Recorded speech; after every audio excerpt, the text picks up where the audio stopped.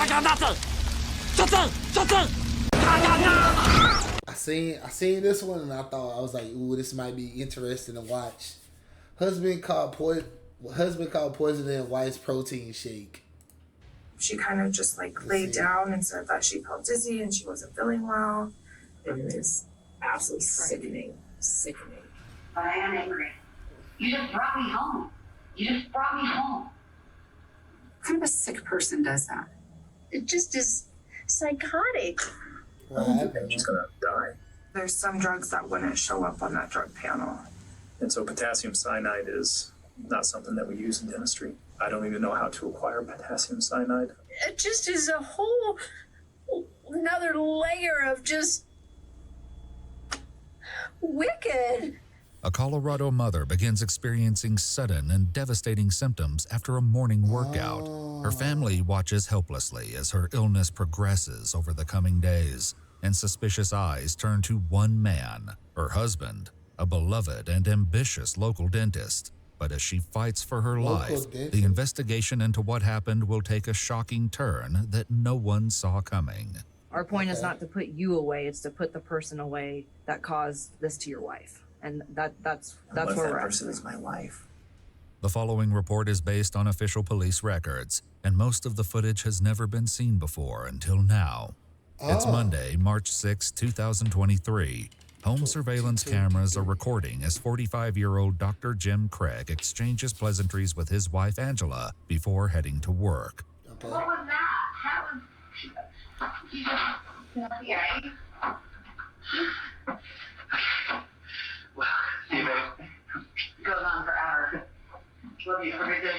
I'm actually thirsty.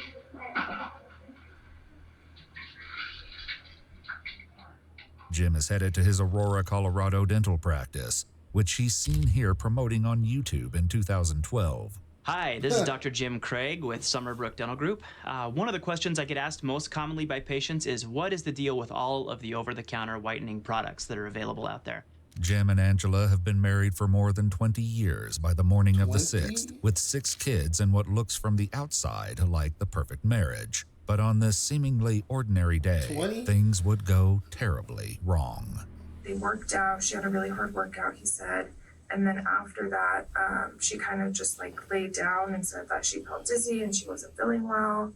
Angela's illness comes on suddenly, and she sends worried text messages to her husband, who immediately leaves work. She also sends messages to her sister Tony, who lives in Utah. I can't really explain because my brain doesn't want to work. Something feels really weird in my head, and my body is sluggish, and Jim's going to take me to the doctor this morning. I said, well, that's not good and a little scary. When are you going in? He took the girls to a friend and he should be home soon. I said, well, what do you think it is? She said, no idea. When Jim returns home, he finds Angela in a terrible state. Okay, I got it. Jim is seen carefully leading his wife to the car, and even from a silent video, it's clear that Angela is barely well enough to walk. They go to the hospital, but the doctors can't figure out what's wrong. Jim brings her home that afternoon, and he later tells his office manager that Angela suspected something was off. He said that he initially thought that she had taken something, and that's what was causing all of this. And then he said, and I think she thinks that I drugged her. I was like, oh, that's crazy. And he said, yeah, the hospital ran a drug panel, and on the way home, she had made a comment like, you know, there's some drugs that wouldn't show up on that drug panel. The cameras watch as Jim and his wife return home, Angela clearly still feeling the effects of the mysterious ailment. The next morning, she confronts him about what went down at the hospital. It may not be your fault that they didn't do their due diligence or anything like that, but it's your fault they treated me differently. Like I did it to myself. And like nothing I said could be believed.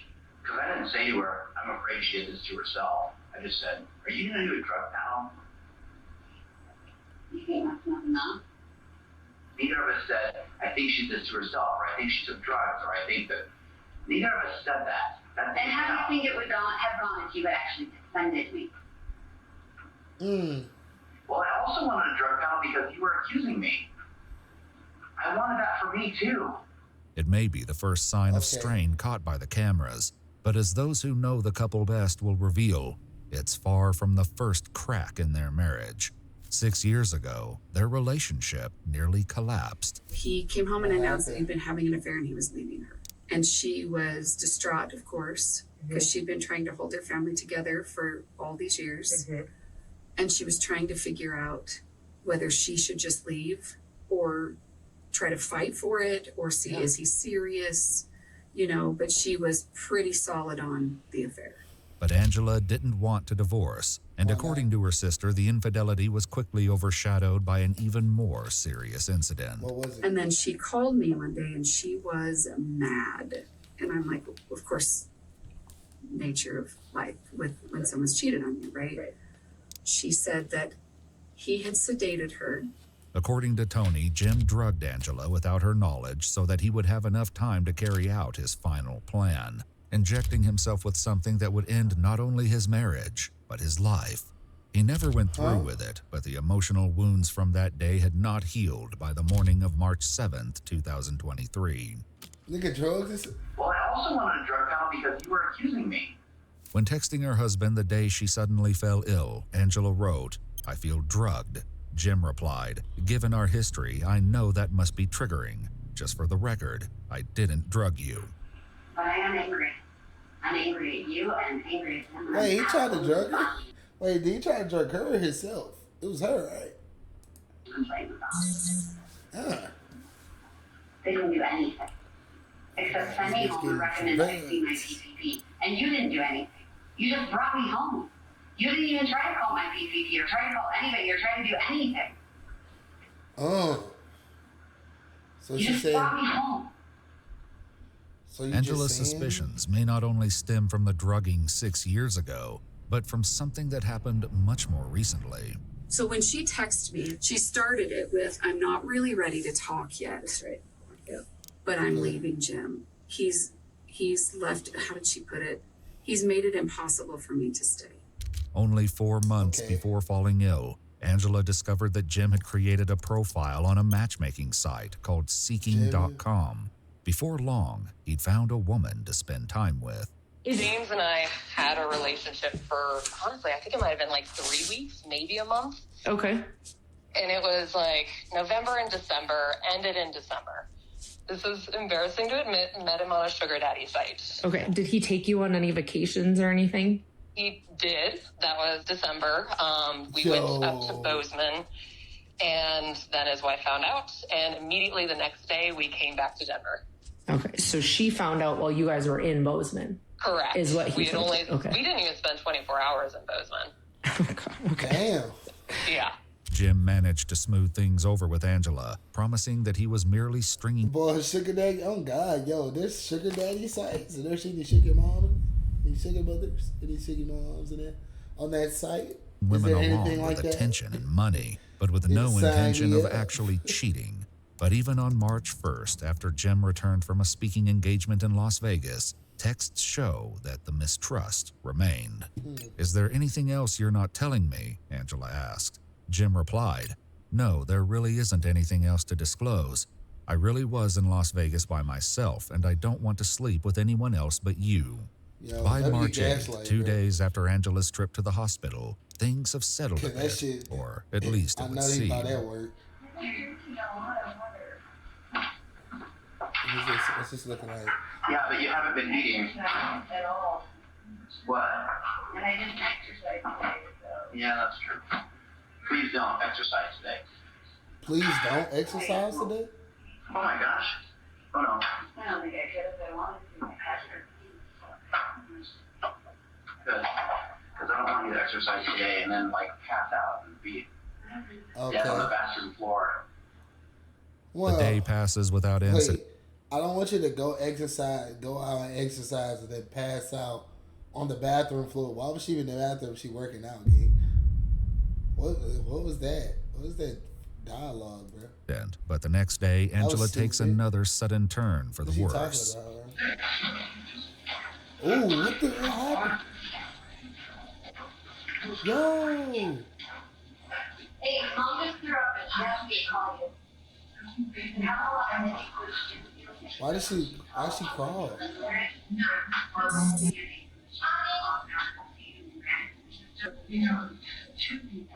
Angela's daughter takes her back to the hospital, but this time she won't be coming back home so quickly.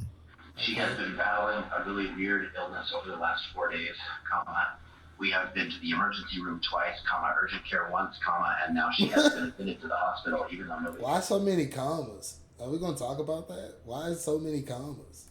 figure out what's wrong, period. But his wife's increasingly serious illness appears to be no match for Jim's cheerful disposition.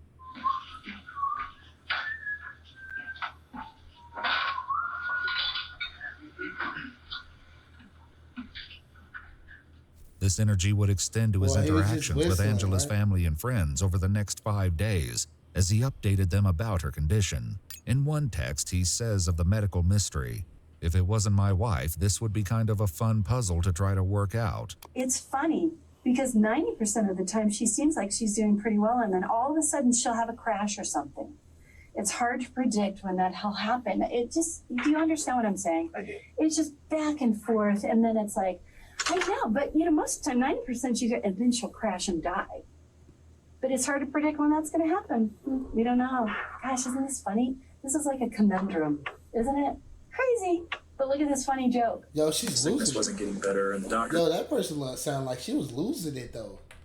She sounded like she was crazy for a second. Like that was weird. That was bizarre. Isn't it?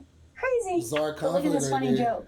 The sickness wasn't getting better, and the doctors did every MRI, CT scan, Jim's test, business labs, everything. No one could figure out what the heck was What did going he on. do, bro? Sunday, I had texted him just checking in. How's everything going? Going okay. She had a huge crash last night, and the doctors had a hard time reviving her again, but today is a lot better. I'm hoping they will let her come home tomorrow. Her brother is driving in town, so he and my sister-in-law can help out with my kids, and I should be able to work. If my wife was going through what she was going through, the last thing on my mind would have been my patients, would have been, hopefully I'll be at work next week. None of that stuff, right? Right. My full attention would have been with my wife. Right. Did that strike you as odd? It did, yeah. And what was weird to me too is one day last week, and I don't remember what day it was, but I was talking to him on the phone, and he had made a comment, "I don't think she's gonna make it through the night." On Sunday, March 11th, 2 days into Angela's hospital stay, Jim Why would he calls her say that? sister, Tony. And he just says, and I'm telling you right now, Tony, if she dies from this, I'm not allowing him to do an autopsy. Okay, so this is where it came in. And I said, whoa, This is where she is not dying, number one. Right. And number two, why not? And he's like, well, they don't. Oh, he told him not to do an autopsy. Dang, yo, he did something. They don't know what did they're he doing, do? and they've already done enough to her. I'm not letting them cut on her. But despite Jim's pessimism, Angela slowly improves. And by Tuesday, March 14th, the hospital sends her home once again. Okay. That night, Jim texts her sister to provide a grim update. Tony, I'm not gonna lie. I don't want to tell the whole family this, but she doesn't believe it. Okay, Angela's sister. It's not as bad as when I came home on Monday and saw her, but she's in really bad shape. This time around, Angela's brother Mark and his wife are in town to watch over her while Jim goes to work on Wednesday morning, March 15th. She wanted to try to come outside and eat, and Jim had pressed, make sure she takes her meds that morning. Make sure she takes her meds. And she went back into her room, and 30 minutes later, Mark went in, and she did not look good. And she was not doing well. The camera watches as Mark and his wife lead her to the car to head back to the hospital. It would be the last time Angela would ever appear on her own home surveillance cameras. They get to the hospital and check Angela in. Not long after, Jim is seen on camera arriving at the hospital himself. He stays for about 20 minutes and then leaves again, right around the time Tony calls him to find out what's happening with her sister. And so I ain't gonna cap, Tony, I ain't gonna lie. Yo, he did this. He put her in the hospital so he can go cheat. He had to have been cheating, bro. He had to go and cheat, bro. And going to be a sugar daddy somewhere, bro. I called him. I think it's probably I'm like, cheating game. I want to know what's going on right now, you know? And so he starts talking to me, but he's not at the hospital. And I'm like, you're not there? And he's like, well, I had to go, like, apparently he had gone to the hospital. Mark said he did initially come there, but then he told me, I had to go back to work and get some things kind of squared away, so I can go back up to the hospital, and I'm just going to run through a couple of drive-thrus and get some food. Started getting some text messages that she wasn't doing well again, and things were not really looking good at all. Like things took a turn for the worse. Jim and my wife had more communication today. I had no communication with Jim until I got to the hospital. Okay. But I started getting more information from my wife today. Jim. And at one point she says, she called me and she's like, I think Angie's gonna die. And I was like, are you being serious?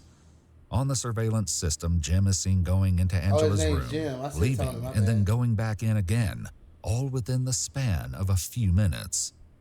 Jim stays in her room for only 1 minute this last time, and when he comes out again, it's very obvious that Angela's condition has suddenly and dramatically changed. Comes a whole slew of doctors. There was like 5 of them. I was like, this is not good. I know how to email. I was like, this is not good. They're bringing witnesses, a panel of witnesses. And I looked at my wife, I said, that's not good. And as soon as the door opened, after 10 minutes, Jim came out and was just bawling. And they basically told me she's not going to make it. The next thing I get, he says, hang on, crash. Who kind of a sick person does that? And I'm panicked. They said, what crash, Jim? Are they able to bring her back? I don't know what's going on. They think seizure. Intubating her. Why? Now I know it's really bad because they're intubating her. Can't get the tube in. Emergency anesthesia team is paged. What? Why? She's not maintaining her airway, bagging her. Cannot get the breathing tube in. What does the anesthesia team do? Get the tube in. Are they there yet? I mean, I'm just panicking. The staff at University Hospital does everything they can to bring Angela back following a seizure and a rapid medical decline, but it's no use. Because she's an organ donor, she's put on life support in the ICU. But just as her family and friends begin to face this tragic ending, an unimaginable suspicion arises. It comes via Jim's office manager, Caitlin, who reveals that she's been holding on to a dreadful secret. So I called Jackie and I told her, I'm going to tell you something and it's going to sound really insane. And she said, I know what you're going to say. I have the same thought. And I said, well, what do you mean? And she goes, well, I have the same thought that maybe Dr. Craig has something to do with this. As Caitlin continues to share, it becomes clear that this is far more than idle speculation. Last Monday, the 6th, Dr. Craig, his wife, got really sick. That was the first day that he left in the middle of the day to take her to the hospital. Later that night, he had come back to the office. Everybody had left. I was still working. So when I was leaving, his office, like his light was off. And so I thought that he had left. And when I got to the very last operatory, he was sitting in there. And he was sitting in the dark. The light was off. And he was on the computer in there. Which was really strange because he has a laptop and a desktop in his office. Caitlin would soon have a very good reason to question what exactly Jim was working on in the dark. So I left the office about 5:45, and he had texted me at 6:06 saying that he was having a personal package delivered to the office, and when it came in, to please just put it on his desk. This past Monday, the 13th, it came in. My receptionist is the one that originally got the box and opened it. And when I was putting the packing slip back into the box, I saw that it said potassium cyanide. Potassium cyanide, a lethal poison that stops cells from using oxygen, leading to rapid organ failure. Oh my God, wait. I closed the box back up. I gave it to him. I looked up what cyanide poisoning was. And kind of was looking at the side effects from that, and that was everything that his wife was going through. Caitlin shares this terrible secret with both of the practice's managing partners. Fucking lying, this nigga, and he put. including Ryan, who is still at the This is hospital. crazy. And so potassium cyanide is not something that we use in dentistry. Okay. I don't even know how to acquire potassium cyanide. I've never looked how to acquire potassium cyanide because it's never something that we would ever use in dentistry. Disturbed by the potential implications of this Oh, this thing package, is crazy. Ryan decides to tell a member of the hospital staff, just in case there is still a chance to save Angela. And I just said, I'm not accusing of Jim of anything. I'm not insinuating anything. I'm concerned about if this is potentially reversible. Okay. I know it's been a mystery of trying to figure out what's going on with Angie, but in lieu of this information, They could. They can give her something, right? there's something. I mean, I've never Googled cyanide poisoning. I don't know anything about. It's outside my scope of practice and my realm of practice. I have no idea. It was pretty brief. It was pretty quick. It was like maybe 3 minutes. And and he was obviously like, "What the heck?" You know, taken back by what I was saying. I was taken back by what I was saying. Angela, who no longer shows any signs of brain activity, is beyond saving. But the staff wastes no time in contacting the police. Hello, non-emergency. This is Paula. How may I help you? Hi, my name is Chelsea. I am one of the forensic nurses here at University Hospital. I am needing to make a mandated SBI report, IPV, and meeting officer response. We have a suspected potassium cyanide poisoning.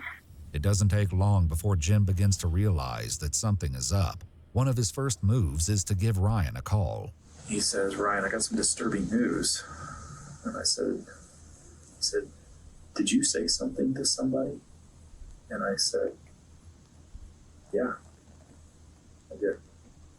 And I told him exactly what I said to the nurse. And I said, "Jim, what was in the package?" I said, "Did you order a package?" He said, kind of paused. He said, "Yeah, I did." I said, "What was in the package?" He goes, "Oh, it was a ring for Angie. It's going to be a surprise." A ring? And I said, "Jim, that's not what was in the package." And he goes, "What do you mean?" And I was like, "The package was opened." And he's like, "No, it wasn't." I said, "Yes, it was, Jim. Jim, I know what's in the package." And he wouldn't admit to what was in the package. And I said, "Jim, potassium cyanide was in the package. Why do you have potassium cyanide?" The shocking answer to that question is one that Jim will give to many people before this investigation is finished. But when police go out to his house that night, his lips are sealed. All right, so we'll have to deal with him then too. So he won't be allowed either. I mean, absolutely nobody can go in. So Okay, that's fine. I'm sorry. No, that's all right. All right. Say, Brian, we got the husband right here. Did you talk to any officers up there? No. Okay. I think our detectives are going to want to talk to you. Okay. Yeah, would that be okay? I think so. Okay. I've never done this before. Do I need to do like on the shows and say I need a lawyer or something? No, you're not a suspect or anything that I'm aware of. They just want to, see what's going on here. Okay. Can you hang tight for a second? I'm going to give them a call and see what they want to, if they want you to come in or whatever. Nah, bro. A few minutes later, the officer returns. I want to know if you'll just meet them down at the station there. I will, and I think I have to do that. Well, I think I have the information that they're looking for, but I'm scared to death to share it without an attorney. So I'll go down there, but I don't want to talk to them without an attorney. Okay. But I have the information they're looking for. And I'm not dangerous, and I'm not a flight It's risk. completely voluntary. You don't have to. I mean, we're not forcing you to go. Okay. But I do want to talk to them. Okay. I just want to do it with an attorney. Jim isn't talking, but the police tell him and his family that they'll have to stay somewhere else for the time being. Yeah, I mean, you're free to go. You're not under arrest or anything like that. So, they'll be in touch with you. Okay. When I pulled up, I thought there was a vigil going on. PD2. This isn't quite as welcoming, but. The next day, the cops search Summerbrook Dental, and 2 detectives assigned to the case head out to see Jim. I'm Detective Olson. This is Detective Graw. Okay. I guess we're coming to, talk to you or kind of see if you want to talk to us. Okay. Is that something you're interested in? Yo, Blaze, No. are you real, bro? Okay. And that's fine. So we have a search warrant for this house, but basically for your cell phone, Angela's cell phone, your wallet, and or your laptop. Okay. The detectives ask Jim to come out to his truck so they can photograph the contents of his wallet. So, What type of car is that? am I a suspect in something right now then? So here's where we're at. Tough. There are questions. Yeah. And I have based answers. on what we've heard. Yeah. I know what they are, and I have the answers. Okay, well. My boy right here, you know, we got that boy Jim. Jim's a dentist, and his wife is 6, and they're trying to figure out how his wife got as sick as she did, leading towards her death. They say like it wasn't a regular death. Until they're answered, it's hard to say And then, yes or no to what you just asked me. Am I a suspect or not? Well, I guess it kind of depends. It kind of depends how this shakes out. We're hoping this takes that turn and it's not as big a deal as it sounds, but we're going to still treat it like it could be criminal until we find out otherwise. But your attorney's going to tell you I just not to talk to us without them there. I know. So, no, I guess what I mean is there's going to be a funeral coming up. I just don't want to be like handcuffed in front of my kids while I'm making funeral preps and taking off to jail. And that's why we tried to call Jennifer today, and that's why I knocked on the door lightly, and we didn't come like we're just in our jackets for the decency of your family. Later that day, Tony, who has arrived in town with several of Angela's other siblings, has 2 interactions with Jim that strike her as off-key. And he comes over and he goes, I have a funny story. I think you guys will appreciate it. He's like, yeah, we're in the car and said, now that Mom's gone, can we watch Sharknado? I looked at him. God, are you kidding me? But I thought, what is that? So now that Mom's gone, everyone can do everything bad. Then he goes, yeah, I just did all of her laundry and we're very picky laundry people. I'm like, whites do not go with any other color. You know, I mean, if everything's separated, half of it's dried out, you know, and he's like, yeah, I did all of her laundry and I stuck everything in the same load just to stick it to her.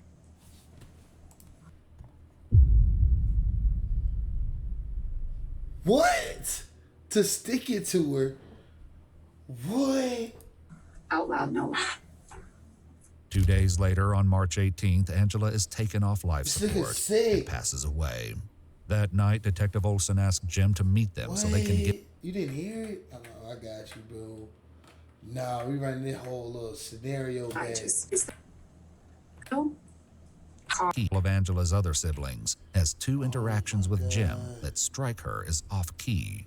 And he comes over and he goes, I have a funny story. I think you guys will appreciate it. He's like, yeah, we're in the car and said, now that Mom's gone, can we watch Sharknado? I looked at him. I think that was the kid. But I thought, what is that? So now that Mom's gone, everyone can do everything bad. Then he goes, yeah, I just did all of her laundry and we're very picky laundry people. I'm like, whites do not go with any So she's saying that her and her sisters are picky when it comes to laundry and they separate, you know, whites and colors and all the other stuff like that. other color, you know, I mean, if everything's separated, half of it's dried out, you know, and he's like, yeah, I did all her laundry and I stuck everything in the same load just to stick it to her. Out loud. That nigga said, hold on, my bad. And I stuck everything in the same load just to stick it to her. He stuck and Jim wants to go when he did the laundry, he put all on together, no separation, and said, yo, I'm gonna stick it to her. Nah, this man is sick, bro.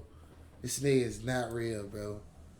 Out loud, no. That's sick, gang. 2 days later, on March 18th, Angela is taken off life support and passes away. Dang, that night, Detective Olson peace. asked Jim to meet them so they can give him his phone back. But as Rest Jim in soon peace, finds man. Rest out, in peace, my that's goat. only a pretense. Oh, how are you? Okay, how are you doing? Well, Yeah. Hello. What's going on, bro? Hi. Arrest this man. All right, Bob. You are under arrest. Arrest this Okay, man. first degree murder. Whoa. Arrest this man. Yep. I didn't expect this. Yeah, sorry for that. Yeah, you didn't, huh? I thought I was just getting feedback. As Jim is taken into custody, a detective lays it out. Look at the like the scenery. How would you think you're getting your phone back? Look at the scenery, gang. Like, what? You think you're getting your phone back because of this scenery? Yeah, get For out his of brother. here, bro. Just for you and the family, I mean, obviously this is shocking. From our standpoint, he's responsible for Angela's death. Okay, no doubt in our mind. In this case, then, are we just supposed to Jim's brother through the funeral without him? Yes, he's not going to be able to get out of jail. I mean, if you guys be able to attend the funeral? No. That's No. brutal. No. Right. He won't have a bond, so he won't be able to get out. And I think if you really sit back and wrap your mind around it, I don't think he should be at the funeral. But he's the one who caused the funeral's behalf. He's still innocent until proven guilty. That's true. Yeah, right. It's true. Right. But I just want to give you a heads up that that's why we're here, and that's why he's got a warrant for his arrest, and that's why he's in custody. But there's a vast difference between being arrested and being convicted, and there is much more to this story than meets the eye. More? They do have an arrest warrant for the murder of Angela. So I know that, you've expressed a few times that you have the answers and want to tell us. I just want to give you that opportunity to tell us what you know. And if you have insight on kind of what happened, or, I know you've talked to DHS, Department of Human Services, and you've kind of alluded when I've talked to you. I just wanted to just give you the opportunity. I really want that. I haven't had my phone, so I haven't been able to talk to the attorney that I reached out to. Because as you can imagine, this is terrifying for me. Mm-hmm. And you both seem very nice and like you're on my side, but I know how this works, and I don't want to incriminate myself or say anything stupid, or there are answers. There are answers, and this makes a lot of sense once those answers come out, but I don't know how to navigate this. I've never done this before, and I'm scared to death. Although Jim is still reluctant to tell his side of the story, he does have one thing he wants to make perfectly clear. I can tell you I did not kill my wife. Okay. So After establishing that he won't be getting out of jail tonight because he's not been given a bond, Jim tries to see if there might be another way. And then what happens if I talk to you and tell you everything I know? Then what? Every case is different, so we can't really, I guess, give you direction, if that makes sense, because we don't know what information you have. So we only know what we have currently. And what do you have currently? Well, that's typically how we do this, is if we're going to have a conversation, we would Mirandize you, and then you would talk to us and we would talk to you, type of thing. We don't go into all the details of what we have, because this is your opportunity to talk, really, if you want to. Oh my gosh. I have all of the answers that you need, but I can't talk. I can't. The one attorney that I've talked to has said, don't say anything because you could just incriminate yourself, and I'm totally naive at this. I don't know what I'm doing. And you both seem very nice, but... So you telling me, alright, then he goes and stabs the detective? Imagine. That would be crazy. Oh my god. He stabs the detective? That would be crazy. But nah, though, I'm not gonna lie, I don't know why he's trying to negotiate with them. They're not gonna, you're going to jail regardless. The detective's just trying to squeeze what they can out of you, bro, and manipulate you and get you to talk, gang. Like, just talk, Bernie. I know that your job is to help me away.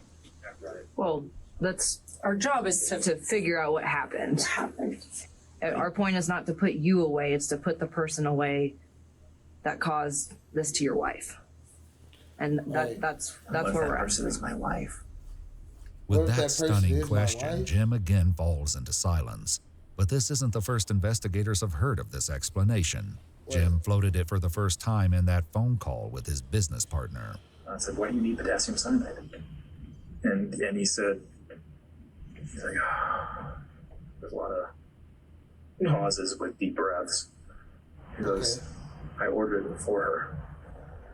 You ordered that for her? And he basically said that he had ordered the potassium cyanide at her request. He bought it for her. And that it was a game of chicken. He said, I bought it. I actually didn't think she would use it. He insinuated that she took it on her own. He started saying things like, this looks bad. I said, Jim? I said, yeah, it does. I said, I think you should stop talking to me. I said, I think you need a lawyer. When detectives ask Angela's family and friends what they think about Jim's explanation, they're more than a little skeptical that Angela would do such a thing, no matter how bad her marriage was. She wouldn't take something slowly to put herself in absolute pain and fear for 10 days. I'd be surprised. That would shock me if she was. That's not her personality. Right. I will say this, Angie, never. Back with Jim, the detectives aren't sharing their evidence, but they let him know that things aren't looking good. The information at this time leads to you. So that's why we're where we're at right now. Oh, this is horrible. Because I know how this looks. I knew exactly how this was going to look. And so I don't know. I'm so sorry. I don't know, Detective Wilson. No, you don't have to be sorry. I mean, this is a scary situation. We're not here to pretend that it is. Yeah, it's really scary. Bro moving like he just got all the answers. They get all your answers ain't gonna be nothing at the end of this. I already know it. Yo, everything he's gonna say is gonna be straight up a contradiction, bro. I already know it, gang. Like, what can he say? And my kids could lose both of their parents. And I didn't do this. I don't know how to exonerate myself. I don't know what to do. What can you say other than support this sorry, and I'm sorry that we're here in this situation. I am too. Yeah. I'm sorry that I didn't just let her go through with this years ago. Jim never goes into further detail with the detectives, but the investigation is still very much in its infancy. Police have obtained the surveillance footage from Jim's house, from which they hope to find a smoking gun. But the videos seem to show all the hallmarks of a loving, happy couple in the days leading up to Angela's illness. Wait, hold on now.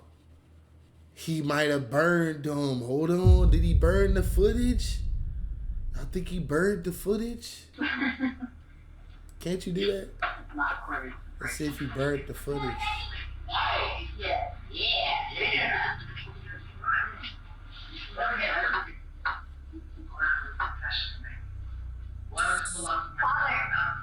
I accidentally hand washed your pen.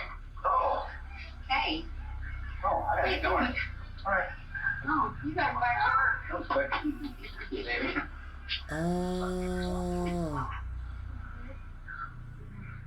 But perhaps there are signs of something darker underneath the surface, even if only in retrospect.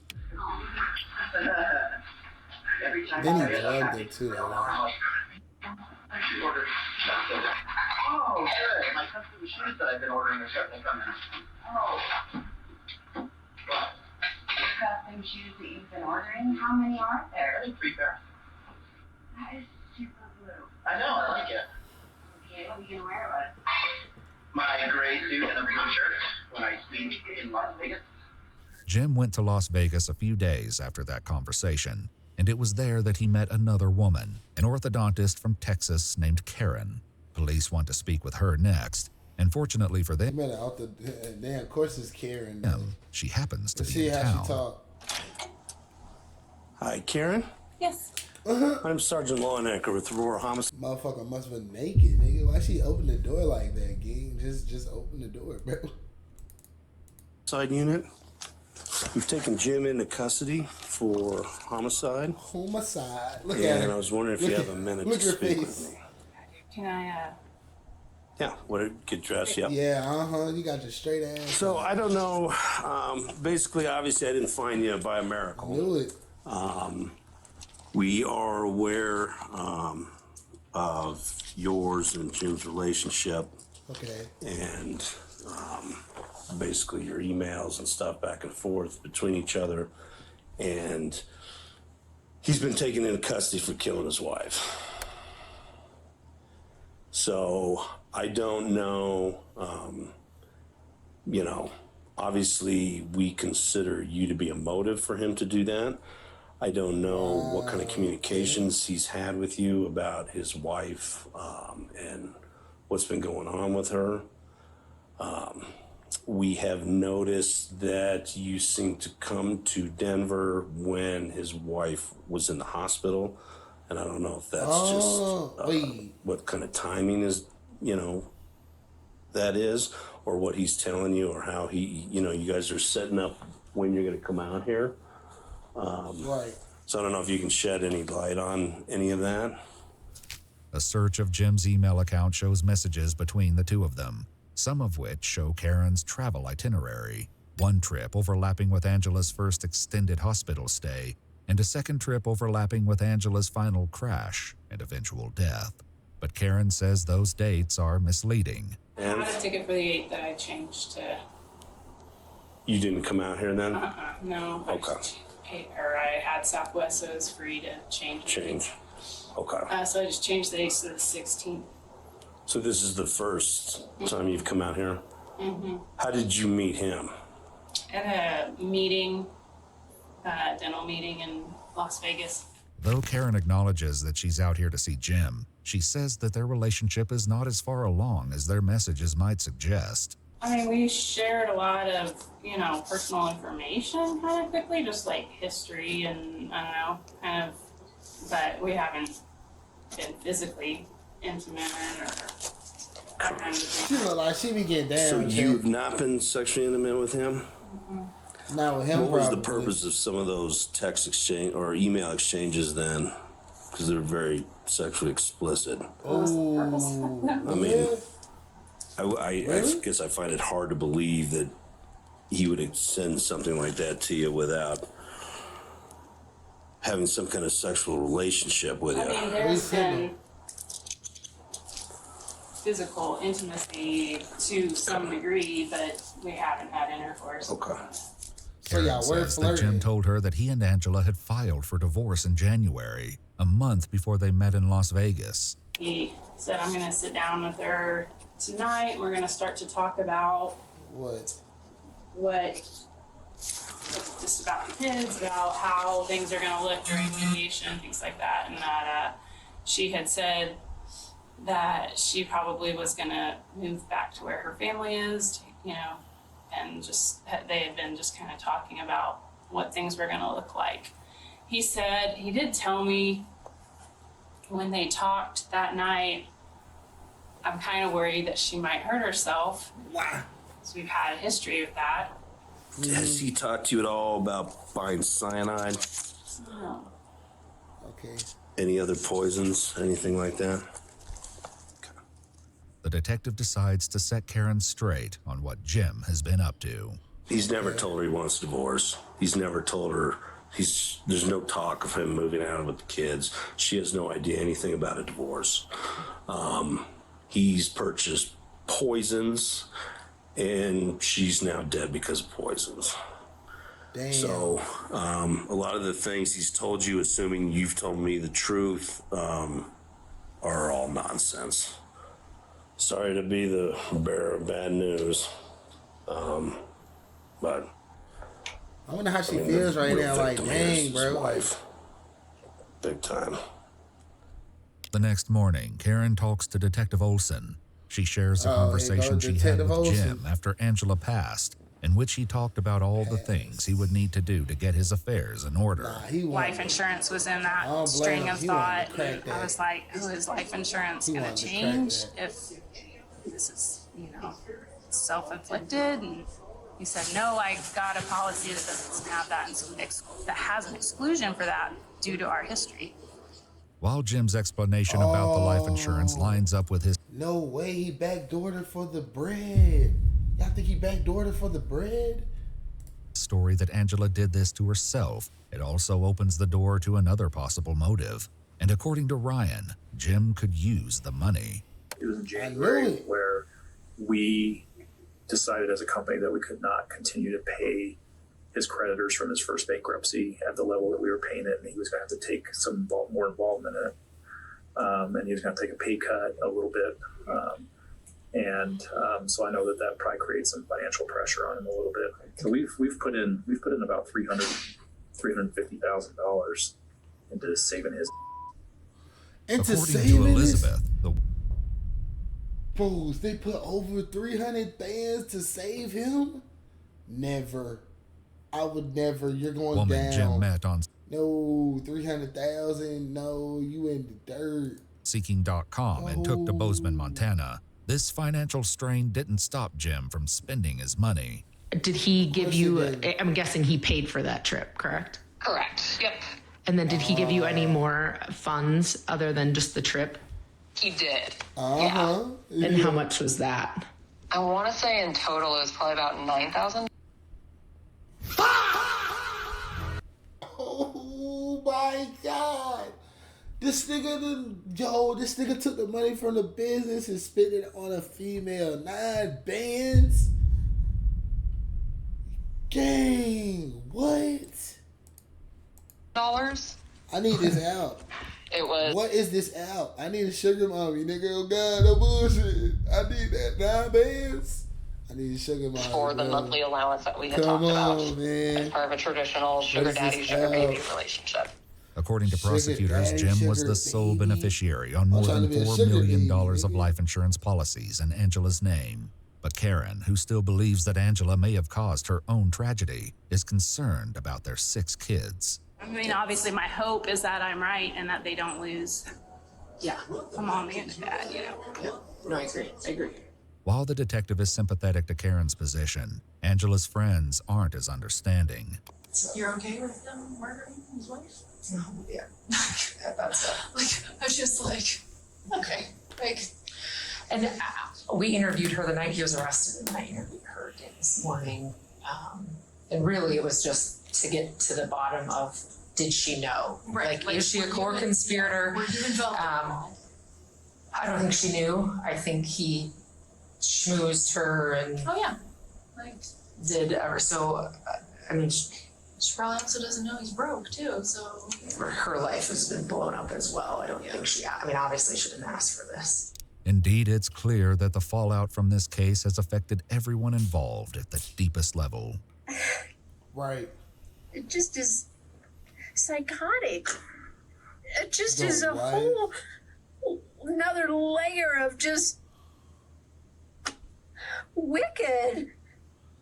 True. To watch your kids. Who does that? And I know we don't know anything, but just the thought of who does that. Indeed, not even Detective Olson is immune to the emotional weight of this tragedy. I have never broke down. This case, I feel so bad. It is tragic. I hate these kids. It's I remember kids. I just so. Oh my So God, then I got the her kids are crying in too. denial. They will not believe for 1 second that he would do this, and I understand why. Now in jail, Jim is determined to prove his innocence one way or the other, and it's to one of those kids that he turns to for help. He sends a letter to his oldest daughter. "I'm going to ask you to help me with something really hard," he writes. "We need to make a deepfake video of Mom saying she asked me to order cyanide and that she was going to take it herself." It's only the beginning of Jim's efforts to exonerate himself, as demonstrated by a call police make to the mother of his cellmate. So in the letter that is addressed to both, it says Becca and Will. So I presume, obviously, you go by Becca sometimes. And in that conversation or in that letter, Mr. Craig has essentially asked that your son or you help him with some things in lieu of getting the transplants or the teeth that he would do for you. Oh my gosh, what do you mean? So basically he has asked, that, whoever responds to him doesn't use their legal government name, like they use like a code name, or they use, even if it's like I guess a nickname, you know what I mean? But that way that you guys would not be traceable to him. And in turn, that person would get a burner phone and a fake ID and essentially help him, and then they would give you the teeth or plans in return. Why are you saying that? Absolutely not. I don't know anything about that. Do you know anything about Mr. Craig or his case? No. Okay. He is currently in custody for a murder case. Oh my God. Prosecutors also allege that Jim tried to hire a fellow prisoner named Nathaniel to kill Detective Olson, the lead investigator on the case. When that plan fails, he writes to Nathaniel's ex-wife, Cassie, explaining to her that he's been framed. Wait, what? He tried to backdoor the detective too? He tried to back it on the detective? Oh my God, wait. By his business partner. He asks her to go to the district attorney, pretending to be a friend of Angela's who can testify that she was suffering from depression and planning to end her own suffering. He also asks that she use her expertise in Photoshop to spoof text messages that can help sell the story. He also reaches out to Karen, the orthodontist he met in Vegas. He had sent me a message through the Getting Out app that he had sent me letters and basically just saying he was innocent, he had been taken out of the world, an innocent man with no recourse, and yada yada. You know, it's just like, okay, you know, regardless of your innocence in this death, you were such a liar. Backdoor it. Oh my God! Now you actually called that. Even if you're completely innocent of how she passed away, it's like there was such a high level of just living two lives. Yep. Scratching in my head. Which is just mind-boggling. Yeah. And scary. Yeah. And I haven't dated somebody in 30 years. Yeah. This is what I do. My first date in 30 freaking years. This is where I am. Wait, hold on.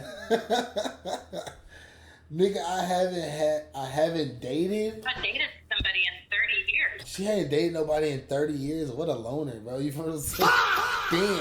Hold on. You just a lonely something, ain't you, huh? Yeah. This is what I do. And that's your first time going on a date, and now you just over here having to deal with the police. My first date in 30 freaking years. This is where I am. In their investigation, police discover that Jim communicated with Karen using an email address he created only 4 days after meeting her in Las Vegas. They also take a look at Jim's devices and search history, where a bleak picture begins to develop. So there's nothing really on his phone. There's nothing on his laptop. Computer number 9, in exam room number 9. He's searching, will arsenic show up in an autopsy? What are the top most 5 undetectable poisons to kill a human? And I can go on. And it is absolutely sickening. On that specific computer, Jim searches how many grams of pure arsenic will kill a human, where to purchase arsenic, and my boy was ready to go on the heist. Oh my God, he was ready to go on the heist now. Clicks on a video titled Oh The 5 Most Dangerous Chemicals on Earth. The new email address he created to communicate with Karen is used for only one he wanted other her to purpose, suffer. purchasing poison. He ordered arsenic first. That was delivered to his house on the 4th while Angie was out of town. The outside surveillance cameras show the mail truck drive past Jim's house on March 4th. A short while later, Jim is seen walking down the street. He returns minutes later with a couple of envelopes in his hand.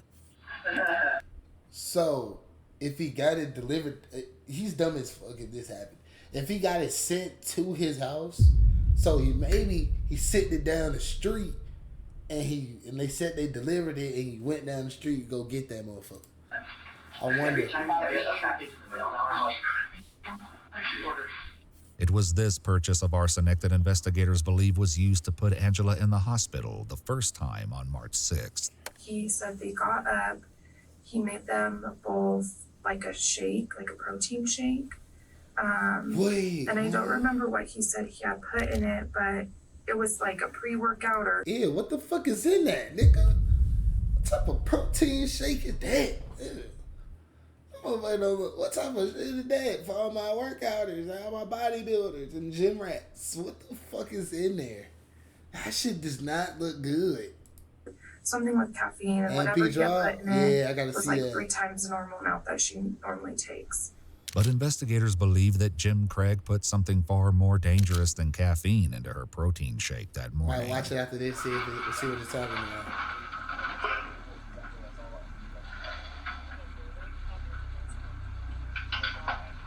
What is he doing? Wait. Oh my God, she downed that shit.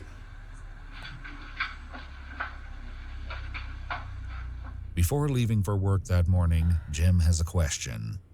You're kind of pale. You feel okay? Mom. Oh, sorry. Call the waitress. Nigga, it just happened. You talking about some, yo, you alright? It looks a little pale. What? I think I'm getting nicer on Small Guard Twin. Yeah. Of course, Angela would be anything but fine that morning, or for the little time she had remaining nicer in her than that nigga life. Cece today. But as investigators would see for themselves, that single dose of arsenic didn't get the job done. He also ordered oleander. It's like an extremely poisonous plant, but obviously you can get the derivatives out of it. That was still en route. So actually, I think it's coming to Denver today. With the oleander delayed and the potassium cyanide not due for days, Jim is forced to improvise.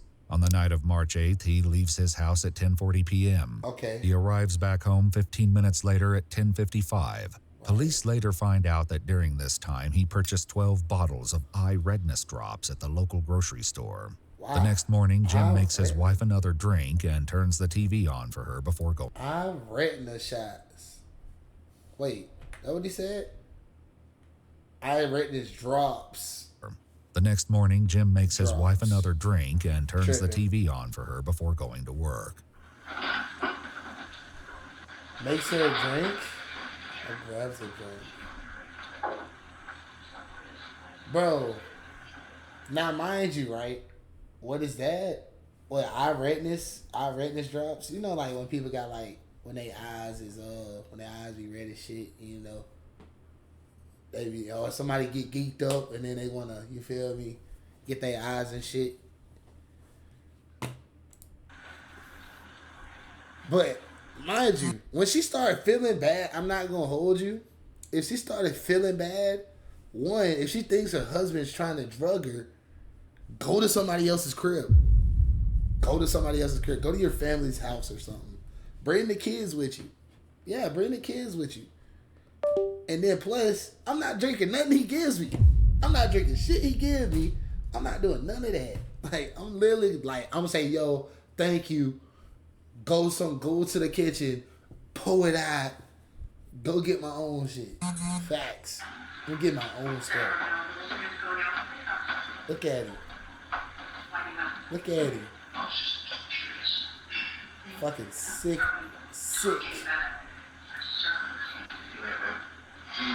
See you later. That would be the day Angela would be taken to the hospital for the second time. Toxicology reports would later confirm that she had tetrahydrozoline in her system at the time of her death. It's the active ingredient in Visine. When swallowed, it can cause illness and He did put the drops in that motherfucker. He put the drops in there. I glad nigga. He put the drops in there. That is crazy. Even death. And yet it's still not enough to kill Angela. Yo, I ain't gonna lie though. Angela's a trooper. If that shit didn't kill her and that shit's probable for death, yo, she's a fighter though. It's like, she low-key a tank. Package of potassium cyanide comes to Jim's office on March 13th, and investigators believe he gave her the first dose inside a capsule that was supposed to contain an antibiotic. He wrote out this timeline in his phone, basically the hours after he's confronted by Ryan and Michelle. Detective Olson says that Jim used this memo to tell the full story about Angela's desire to order poison for herself. And that she finally said, I'm just going to do it. And he said, fine, I'm done. I'm done trying to save you. I'm not going to save you this time. He said that he took the clindamycin and put potassium cyanide in the capsules. Okay. Put the potassium cyanide inside the clindamycin capsules. That's it. I knew it. It is also in Jim's memo that investigators make one last horrifying realization. Even after Angela was rushed to the hospital for a final time, Jim was apparently not done yet. He says he went to university, gave her a syringe, which is, no doubt in my mind, that's potassium cyanide, gave it to her. And then he left the room and said, like her arm hurts or something. And he came back and the syringe was empty and that she did her IV port at university. And that he then took the syringe back and put it in his pocket. Hospital surveillance cameras show Jim emerging from a side room at approximately 1:53 p.m., before pulling something thin and cylindrical out of his pocket, less than... This nigga is living in a TV show, gang. You're telling me he put this in her shit? He put that shit in... Oh my God, don't tell me that. 30 minutes later, oh my Jim God, comes don't out of tell me Angela's that. room, speaks to the nurses, and the frantic but doomed effort to save Angela's life He put begins. a cyanide in it. So his final dose was actually at the hospital. We were trying to figure that out. Jim goes to trial on charges of first-degree murder after deliberation, nigga is 2 more than- counts of tampering with physical evidence, 2 counts of soliciting perjury, and a final count of soliciting first-degree murder. that His nigga don't defense, that he merely purchased arsenic, oleander, tetrahydrozoline, and potassium cyanide at the behest of his wife, is rejected by the jury. To myself, he bought that shit because of his wife. Nigga, what do your wife know about that? What does his wife even know about all that? Why would his wife need that? What are you talking about, bro? And he is found guilty on all counts. Of course he did. I can't even say that he's narcissistic. All I can say is he's pure evil. Yeah, he's a sick motherfucker. At Jim's sentencing hearing, Tony said to him, "Angela was a Sick. light you never deserved. You may have temporarily dimmed her light in this life, but it will continue to shine in those she loves and that love her in return." In July 2025, Dr. Jim Craig is sentenced to life in prison without the possibility of parole. His wife, Angela Old Craig, ass nigga. Damn, nigga. That nigga got convicted. What year again? Was it last year? Nigga got convicted last year. Nigga. was 43 years old. If you'd like... Damn, man. W justice for fucking Angela, though. That's great justice for Angela. I ain't gonna lie. Lock that nigga ass up, nigga. Lock him up, nigga. Facts. I ain't gonna hold you. Damn, man. That was a crazy ass video, though. Ain't